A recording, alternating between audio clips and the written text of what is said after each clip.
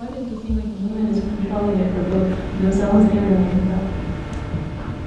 I think there's more of an onus on women. I really do. In the Sharia. I definitely do. And I think in a sense it really is saying that Maryam is praised for being chaste.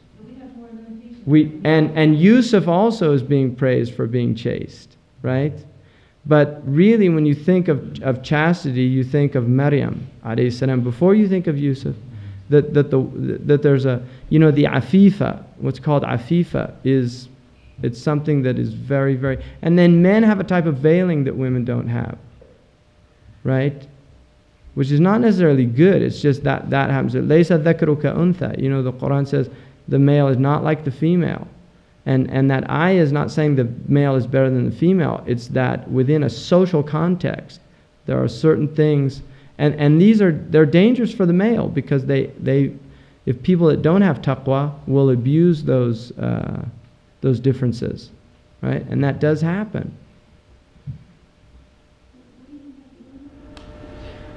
Well, for instance, there are many men historically who have had premarital relations. They're veiled. They go and they get married, and they used to call it in this culture sowing his wild oats, right? Whereas when a woman does that, it's very easy to get pregnant.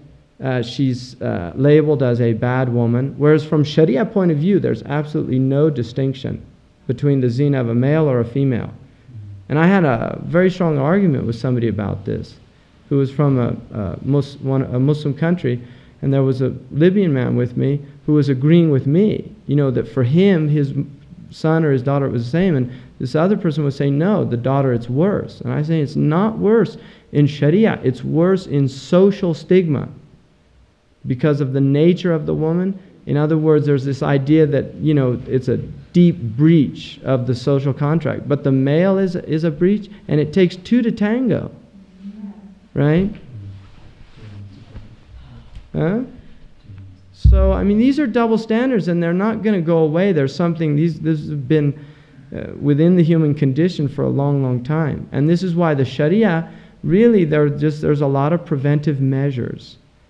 The idea of not being alone with a woman, the khalwa, right? And it goes for the same, a woman can't be alone with a man.